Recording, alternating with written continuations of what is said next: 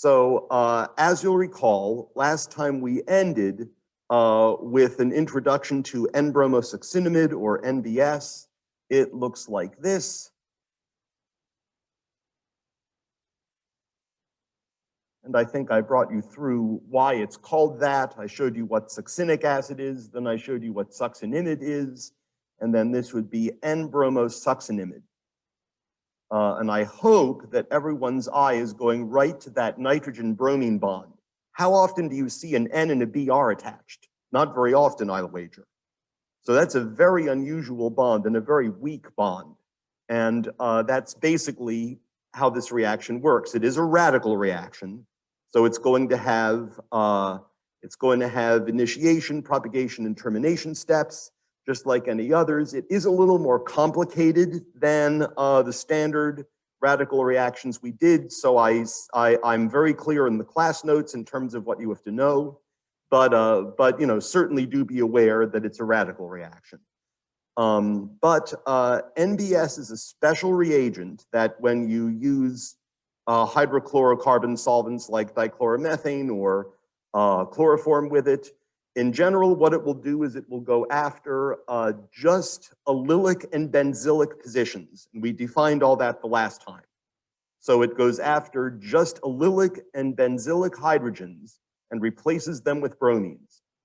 And in general, you'll know what the structure of the product will be based on whether you're using just one equivalent of NBS or an excess of NBS.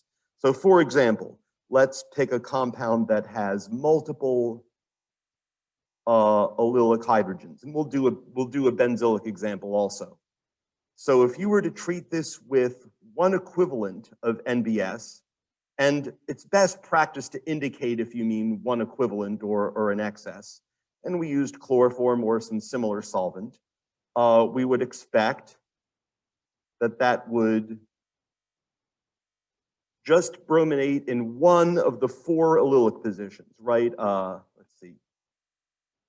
These are the 2 allylic carbons. And so the 4 hydrogens on those 2 carbons are our allylic hydrogens. And so what NBS does is it targets just those hydrogens, allylic or benzylic. And if there's just one equivalent of NBS, meaning 1 mole of NBS for every mole of your unsaturated compound, then it will replace just one of those hydrogens. And so in fact, I guess you would get a mixture of R and S, right? This would be a racemic mixture, since that carbon is now chiral. And again, the wording of the question, I promised I would stop talking like this, but just a reminder, the wording of the question will make it clear what you need to show. Sometimes, like I've said, Al will just say, don't even worry about stereochemistry, in which case an answer like that would be fine. What though if you treated this compound with an excess of NBS?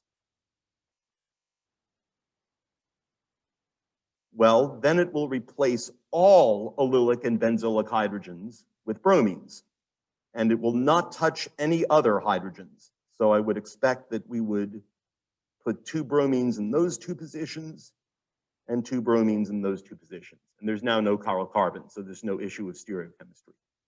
So you'll notice it leaves this CH2 alone, doesn't touch that one because that one's not allylic. Similarly with the vinylic hydrogens, it doesn't touch those.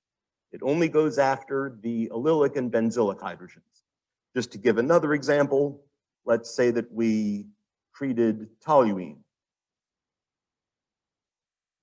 with one equivalent of NBS, and again, it is best practice to indicate whether you mean one equivalent or excess.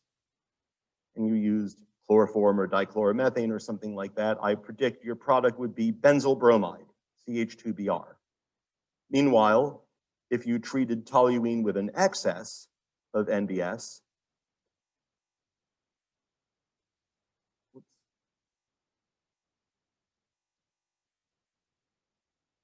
and again, you do need to know the structure of NBS. I might very well flat out ask you on the next exam to draw NBS. I'm not satisfied with people just memorizing letters and numbers. I think you guys know that about me by now. Good. So in that case, you would get tribromomethyl benzene. And it would not touch any of the other hydrogens in the aromatic ring, only the benzylic ones. Common questions that I get at this point will be, what would happen if you use more than one equivalent but less than an excess? Well, you would get a mixture of products, and that would not be a very practical reaction. And I know I said I would stop talking this way, but maybe I should have said I'll decelerate talking this way. But again, if an exam or allo question is asking you for exactly one compound, which is the major organic product, how can you ask that if there's multiple products, right? So that doesn't really make sense, nor would you do a reaction like that in real life. So if, for example, I ask you for exactly one compound corresponding to the major product, I'm not going to ask the question unless I think there is exactly one major product. Make sense? Now, I'm not going to commit beforehand to what the formats of questions are going to be. I've posted old exams anyways. But I will say that much. I don't ask questions in an exam unless I think they're fair.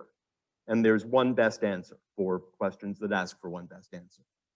Another question I will often get at this point is, wait a minute.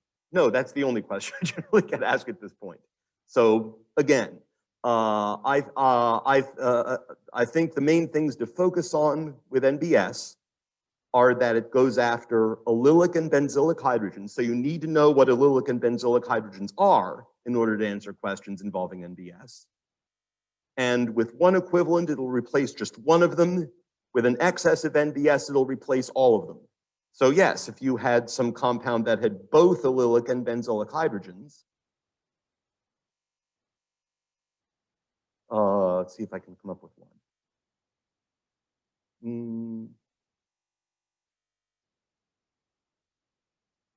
Let's go crazy. There we go. That's pretty crazy. Well, we have 2 benzylic hydrogens here and 2 allylic hydrogens there. And again, I think if you treated that with just one equivalent of NBS, I think you'd get a mixture. That would not be a practical reaction. But treating this with an excess of NBS would be a practical reaction. Use dichloromethane or chloroform or what have you, well, then I would predict that you would get all 4 of those hydrogens replaced with bromines. And it would not touch any of the many other hydrogens in the compound. And that's the only possible compound, and there are no chiral carbons in it. So there's no issue of stereochemistry. And again, I think if you treated this with just one equivalent of NBS, that would not be a good reaction. You'd get a pretty bad mixture of up to 4 different stereoisomers. So I don't think that's a good question. But this one is reasonable. This one's fair. If you use an excess of NBS, it'll only replace the allylic and benzylic hydrogens, and it won't touch any other hydrogens. So it's very specific for that. But again, you can't answer a question that asks for just one product if there's multiple possibilities. So I don't think one equivalent is a good question. Yes. Oh, you're good? Okay. Yep. I also should check sometimes to see if the screen is still on, because weird things have happened. Why does the other, well, this CH2 gets bromines because they're benzylic. And this CH2 gets bromines because those hydrogens are allylic. They're next to a vinylic carbon. Why does I see, sorry. Yeah, that CH2 is neither allylic nor benzylic. And the way you know that is by the way we defined allylic and benzylic in class on Friday. We said it needs to be either next to a benzene ring, like these, those are benzylic, or next to a vinylic carbon, like these two. That CH2 is neither allylic nor benzylic, so it will not get touched. No, it's a good question. So the way you learn what you need to know about that is by understanding the definition of allylic positions and benzylic positions. But yes, that is true. It would not touch the CH2. It would not touch any of the aromatic hydrogens, and it would not touch any of the vinylic hydrogens. Those will not be touched. One other thing, yes.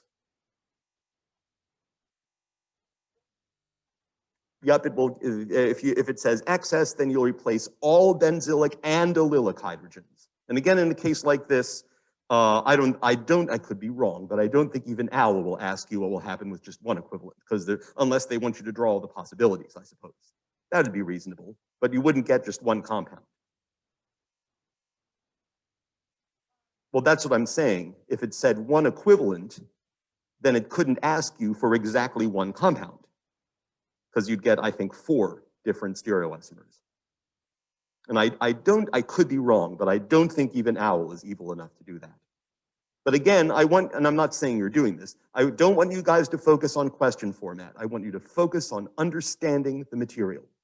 Pretty much next to an aromatic ring or a double bond, carbon-carbon double bond. Yes, something like that works just fine. Now, another thing I should bring up, I think I mentioned this in the class notes, you would think that N-chlorosuccinimide would be a thing, and indeed it is. You can buy N-chlorosuccinimide, and you would think that it would do the same thing with chlorines. Strangely enough, it doesn't seem to be the case. I've never heard of N-chlorosuccinimide being used to do that. I know it's a thing. I know research groups can buy it. I believe it's used from time to time as an oxidizing agent, which it is a very good oxidizing agent. But I don't know why that is, that only NBS replaces hydrogens with bromines, but NCS doesn't replace hydrogens with chlorines, at least as far as I know. I've never heard it used for that. If you put me up against the wall and forced me to make a guess as to why, my guess would be that the nitrogen-chlorine bond is just a little bit too strong. Weak as it is, just a little bit too strong for that to work. That's my guess. I can't promise you that's correct. So it's just NBS, only N-bromosuccinimide. So I think that pretty much outlines what you'll need to know. I've tried my best here. But again, using more than one equivalent, but less than a large excess of NBS, and you can see here how it would be written, using anything less than enough NBS to brominate all of the positions in the molecule, I don't think that's a good reaction. I think you'd get a mixture. Good. Any other questions on NBS then? For some reason, today I'm in one of my moods and I'm tempted to giggle at the BS and NBS. I don't know why. It's Monday. I guess I just feel like laughing at that. Good. I just want to make sure I'm not missing anything. Nope. Good. So let's see. So why are allylic and benzylic positions so special? Why do they react in a special way? Well, it's because the radical intermediate that you get from allylic and benzylic hydrogens having that carbon-hydrogen bond break homolytically, which again, even without knowing the details of the NBS mechanism, you know that it's a radical reaction. So there's going to be initiation, propagation, and termination in some sense, and you're going to be seeing carbon radicals, just like you did with regular halogenation of alkanes. And so that means, for instance, to go back to our cyclopentene, that means that somewhere along the way, you're going to see one of these carbon-hydrogen bonds broken. And one way or another, I'll just do a little curly arrow saying somehow we get there.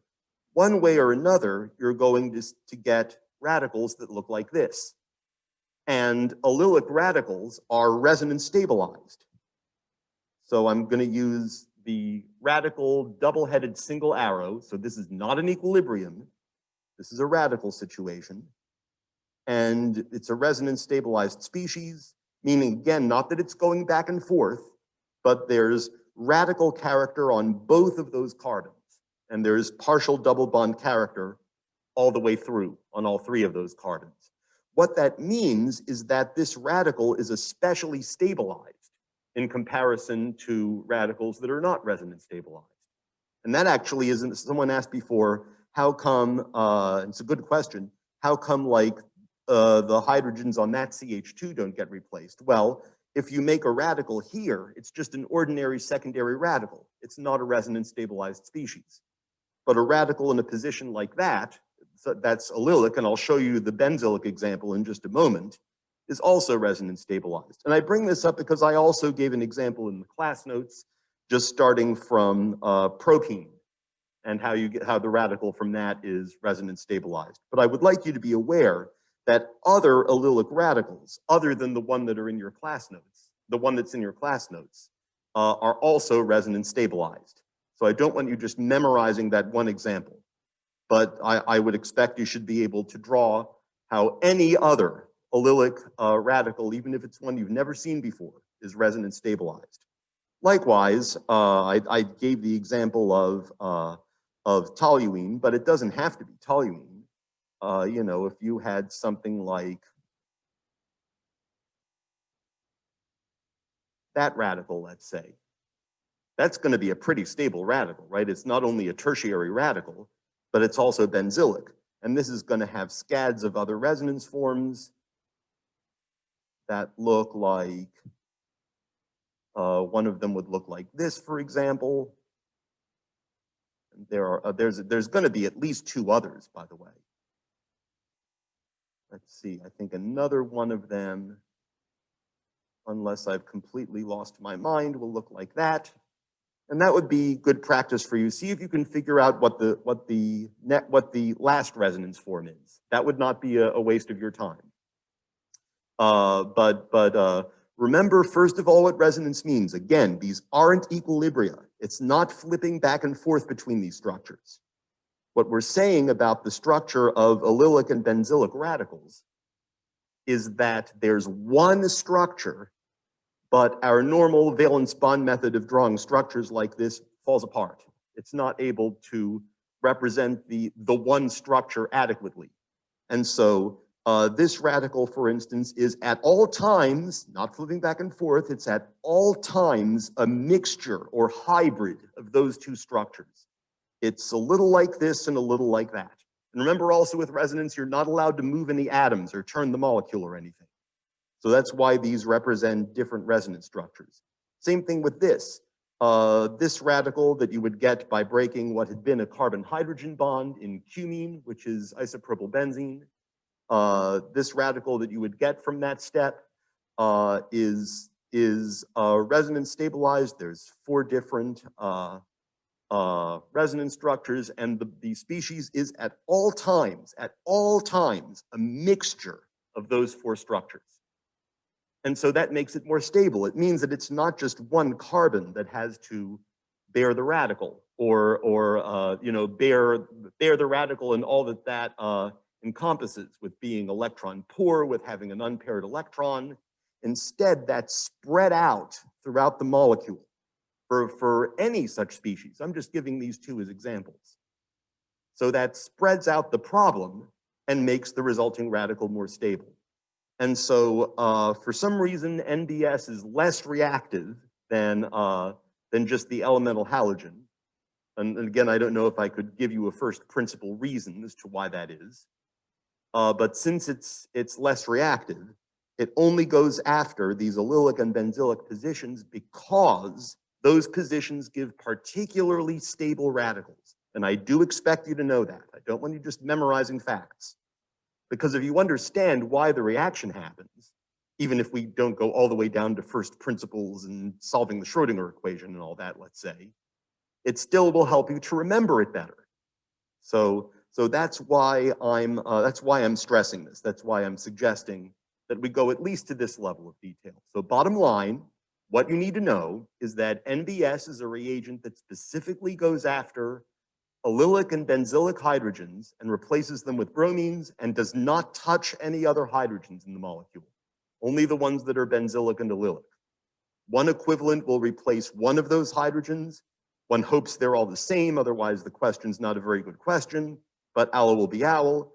Whereas if you treat it with an excess of the reagent, then it will get all such hydrogens, but only the allylic and benzylic ones. It doesn't touch any of the others. And the reason for all this is because the radical intermediates that you get by breaking a carbon-hydrogen bond in an allylic or benzylic position are especially well stabilized, because They're resonance stabilized. They're especially well stabilized by resonance. And so that makes those positions preferred over ones that are neither benzylic nor allylic.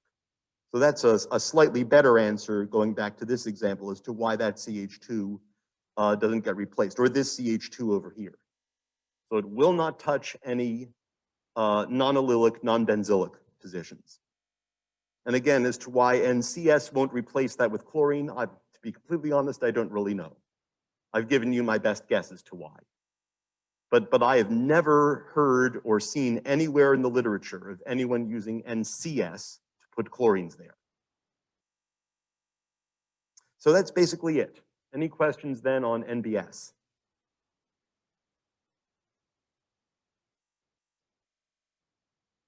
NBS. Chuckle, chuckle. I don't know. I'm just in one of my moods today. Good. Let's see. Well, we need also to cover how to prepare alkyl halides from alcohols, because this chapter is nominally on alkyl halides, and so it's relevant to consider ways of making them. And we already know some ways of making alkyl halides. Well, this is one of them. You can make alkyl halides from species that have allylic or benzylic hydrogens. The specificity of that reaction depends on the structure of the starting material. There also certainly is radical halogenation, the normal way, radical halogenation of alkanes. Trouble is, even if we use a large excess of the alkane to make sure we only get one halogen atom in the product, we only get monohalogenation products.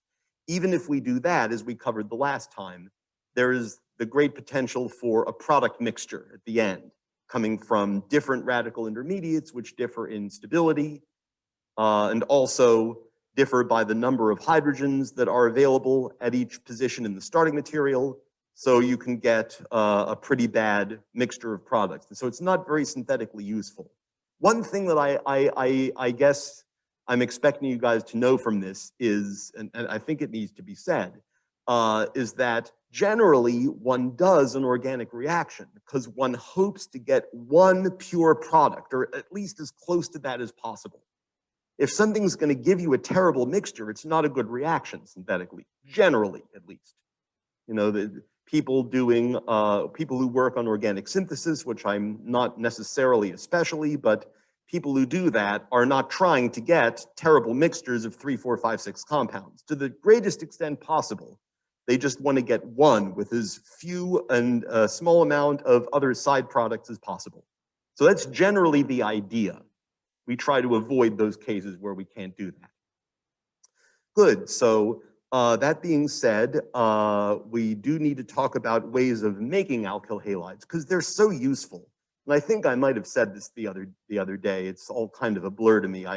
It's hard for me to remember sometimes if I said the same thing in both classes, but I know I said in at least one class that if you picked out a journal article at random that was a synthetic paper and made some other molecule from smaller ones, I bet there's at least a 95% chance, and that's a conservative estimate, but I believe there's at least a 95% chance that that either the starting material or one of the starting materials was either an alcohol or an alkyl halide. They're just so commonly used as starting materials. And that's why even alcohols are often converted to alkyl halides, because maybe the type of reaction we're doing works better with an alkyl halide starting material than an alcohol. Though, believe me, there's plenty of things you can do with alcohols also, as we'll learn when we get to chapter 17. So I think it's relevant, and I think it's reasonable that they included in this chapter the idea that you can convert alcohols to alkyl halides, and there's a few different ways of doing that. So that's what we're going to get to next. Then I have a little reef session for you guys. It's not a polling situation again. We're just taking attendance. So that being said, please do register your attendance. But I have a little exercise for you guys to do, to spend a few minutes on, relevant to Friday's class material. And then if we still have time left after that, I'll set up the next class having to do with organometallic reagents, which either good luck or bad luck for you, part of my PhD thesis was on organometallic reagents. So I think the science has changed quite a bit in the, 25, 30 odd years since I've been in graduate school. But hopefully I still know a few things about that. Good. Oh, any other questions before we go on to converting alcohols to alkyl halides? Anything in person, anything in chat?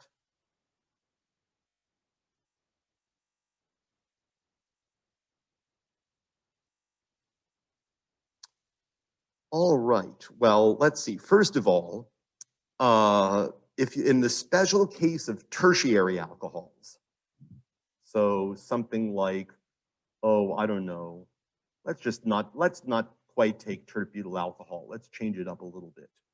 We'll use that compound and add an extra methyl group on it. Tertiary alcohols can be converted to the corresponding alkyl halides by treating with HCl, HBr, or HI. Probably HCl or HBr, actually, but the iodide is probably going to be too unstable.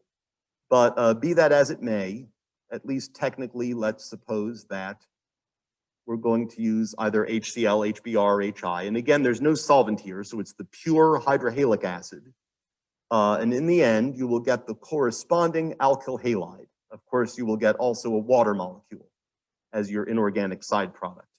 You're not responsible for the mechanism of this reaction yet. We will eventually learn about reactions of this type in chapter 11, I believe. So we'll get there. You're not responsible for the mechanism yet. It goes through a nucleophilic substitution mechanism, probably an SN1 reaction, if there, in case you might have heard of that. But either chapter 11 or 17 will cover the reaction mechanism. So you're not responsible for the mechanism yet. You eventually will be. So that's one way. Well, what if your alcohol is not tertiary? What if you have a primary or secondary alcohol? Well, so this is, let's see, tertiary alcohols. What about primary or secondary alcohols? Well, let's take one. Let's take cyclohexanol. Alcohols that are primary or secondary can be converted to the corresponding alkyl bromide by treating with phosphorus tribromide, PBr3. And your preferred solvent here is going to be something pretty polar enough to dissolve an alcohol, but that will not react with phosphorus tribromide, or at least won't react any faster than the alcohol will. We don't have very many good choices for solvents like that. Probably our best bet is going to be an ether solvent. So I've heard of THF being used. If it were me, I would use diethyl ether. And this is something, I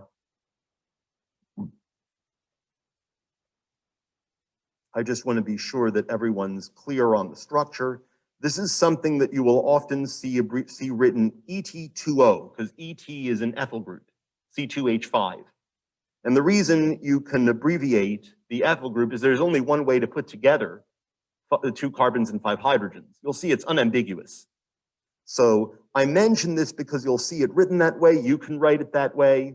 Since I think it's our first reaction that uses diethyl ether as the solvent, it won't be the last. It's a very commonly used solvent.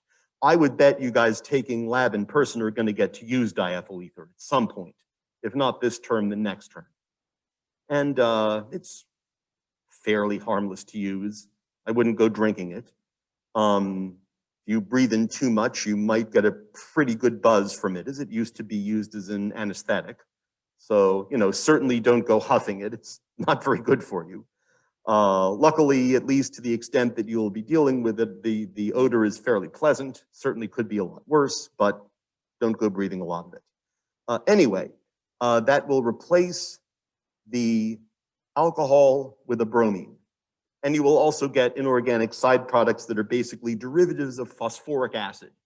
So there's going to be phosphoric acid or phosphorus pentoxide, things like that, that will eventually get neutralized with water and maybe a weak base during the workup of the reaction, and will wind up in the waste jug. But the major organic product is going to be the alkyl halide. And again, the oxygen of the alcohol also winds up associated with phosphorus. One of the things I think you'll see little by little as we go on is phosphorus and oxygen really like each other. Phosphorus-oxygen bonds are very strong. So that's going to be the driving force of the reaction, of getting the OH off of the alcohol, is forming a really, really strong bond to phosphorus. And so it gets replaced by a bromine. You're not responsible for the mechanism yet. Again, we'll learn this basically goes through what we'll call an SN2 mechanism. So more on that in chapter 11 and or 17. So like the other one, you're not responsible for the mechanism yet. You would think that you could treat, well, what about PCl3? Again, I'm not aware that that reaction works well. There's another reagent. Oh, and by the way, do I need to say the structure of PBr3? I think you know, that one's pretty obvious. There's really only one way to do it. And everything obeys the octet rule, and everybody's happy. So it's nothing too surprising. That's the structure of PBr3. That would have been a good Gen Chem question. If you want instead to convert a primary or secondary alcohol to an alkyl chloride, then a reagent called thionyl chloride is the preferred one. Let's say we took 1-hexanol. So SOCl2 is, I'll get to the solvent in a moment, is thionyl chloride, THIONYL chloride. I do expect you to know the name and also the structure, but it's nasty stuff. It's basically the diacid chloride of, SO, not SO2Cl2, not sulfuryl chloride, thionyl chloride. But nasty stuff.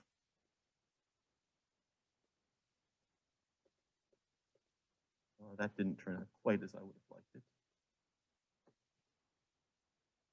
So that's the structure of thionyl chloride, and the sulfur will have, I think, 10 electrons, 2, 4, 6, 8, 10. Yep. So we're good.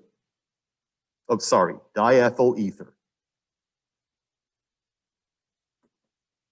So remember, knowing the solvent is part of what it means to know the reaction. Let's see, pyridine is your preferred solvent in this case. So please remember, pyridine is a 6-membered aromatic compound. It looks a lot like benzene. Sorry, pyridine. Or you can write pyridine if you like. I've also seen it abbreviated PYR. But be that as it may, its structure looks very much like that of benzene. Sorry, I didn't respond immediately in the chat. Didn't mean to confuse you guys. But be that as it may, pyridine is pretty polar, and we want something fairly polar to dissolve our alcohol, and doesn't react with thionyl chloride, at least not very quickly, certainly not nearly as quickly as the alcohol does. In any case, I would expect that you would get as a product 1-chlorohexane. 3, 4, 5, 6. Yep. And of course, the OH in the alcohol, the oxygen sulfur bonds are also pretty strong. You're going to get basically a derivative of sulfuric acid in the end, or sulfurous acid. So you'll get some inorganic species that includes the sulfurs and the thionyl chloride and the oxygens and the OHs, and it's going to be a waste product that's going to wind up in the waste jug. We're interested in the major organic product. And that one also, you're not responsible for the mechanism yet. That one pretty much also goes through an SN2 mechanism. So as I said, we'll learn more about that in chapters 11 and 17 when we eventually get to them. So those are the preferred reagents for converting a primary or secondary alcohol to an alkyl halide. If you have a tertiary alcohol, then you can get into one just by treating it with the pure hydrogen halide. So there's no solvent there. You're using pure HCl, pure HBr, or pure HI, which is a whole other set of pains in the backside, by the way.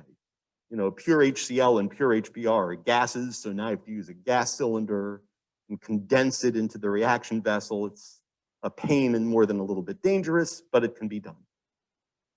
So those are the reactions you would use to convert an alcohol to an alkyl halide. And the reason you need to know that is because it might be, and this will be especially relevant when we come back to chapter 9 and we start learning about organic synthesis. Let's say you're doing a reaction that you can't get the exact alkyl halide you can get, but you can get your hands on the alcohol, the corresponding alcohol. Corresponding means it is the same structure. that the O, with the same number of carbons and everything, and the OH is in the position where you want your halogen to be. So that's what I mean when I say the corresponding alcohol. Anyway, what if you can't get the alkyl halide you want, but you can get the corresponding alcohol? Well, now you have a way to convert the alcohol into an alkyl halide in one step. So that's why you need to know this. It'll be especially useful in situations like synthesis problems, which we're going to get to when we go over chapter 9. Good, so I think that's about all I need to say about that. Good, any other questions on converting alcohols to alkyl halides then?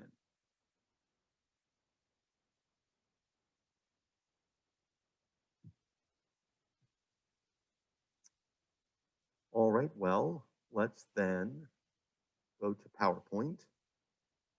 Like I said, we're just taking attendance today. So please be sure you do so. But your mission, should you choose to accept it, and by taking this class, you have already implicitly accepted it, is to answer this question. Suppose that a large excess of blah, blah, blah, which I'm giving you the structure, is treated with bromine. Not NBS, just bromine. And we're going to do a radical halogenation reaction. So we're going to treat this with bromine. Draw all possible monobromides that can come from the reaction. You'll get lots of questions like this on OWL as well. Do not consider stereochemistry.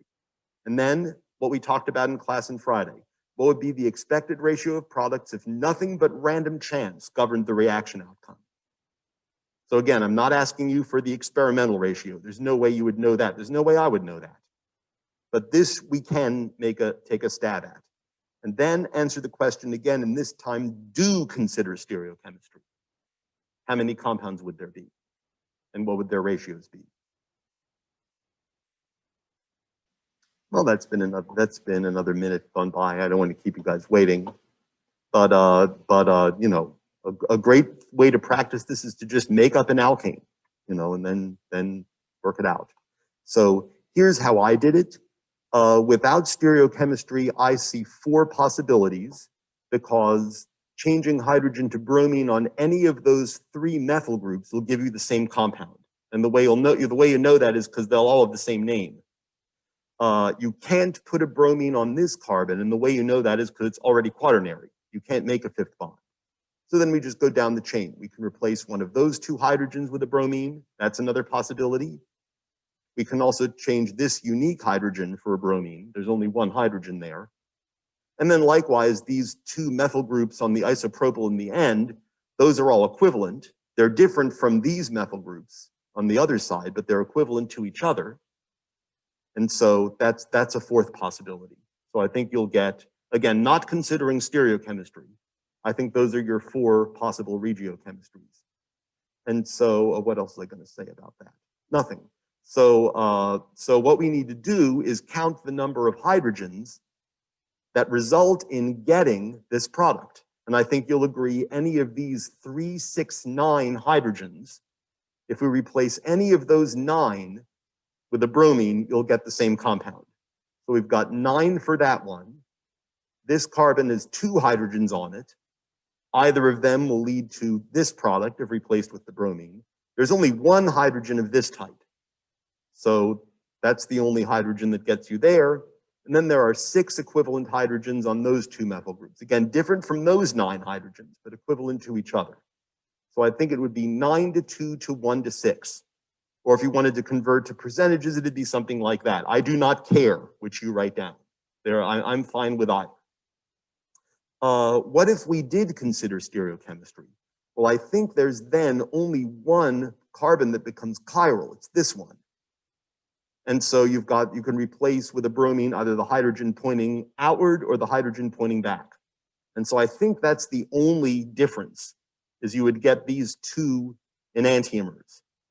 And so now instead of 9 to 2 to 1 to 6, it'd be 9 to 1 to 1 to 1 to 6. If nothing other than statistics or random chance determined the product outcome. So yes, I will expect you to be able to answer questions like this. This question would have been absolutely fair game on the exam. And I think if you look at my old exam, you'll see that that's the case. Why wouldn't carbon 4 be chiral now? This one? Well, because there's 2 methyl groups on it. So as soon as you have 2 of the same thing, game over. It's not chiral. So yeah, I think that's the only one. The others are CH2s. So, but in the last structure, that carbon is, wait, 1, 2, 3, 4. Oh, you mean this structure or this one? This bromine is attached to a CH2. So CH2s are not chiral. I don't think. Oh, maybe you're right. Let's see. So this one has, oh, what do you know? It's got a hydrogen. It's got this tertiary pentyl group. It's got CH2Br and CH3. Oh, I didn't even think of that. You guys have sharp eyes, and I've asked this question for a few years now. Interesting. All right, well, here's what I'll do. I'll fix this so that, because I guess you're going to have CH2Br pointing up and CH2Br pointing down. So I'll fix this so that the answer is correct, and then I'll put it up on eCampus again. But I think that's the case. At a glance, I think that's what it's going to be. Good job, you guys. I never noticed that. Could you explain the ratios one more time? Yes. The reason this is 9 is because in the starting material,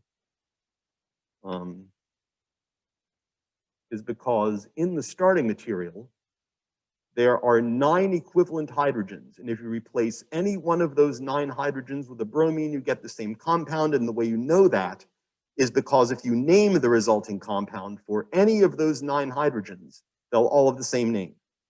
Likewise, well, there's no hydrogen here, so you can't replace there. This carbon originally had 2 hydrogens, so that's where the 2 comes from. So the way you write the numbers down is by looking at the number of hydrogens involved, and you just write those numbers down. Or again, you can convert them to percentages.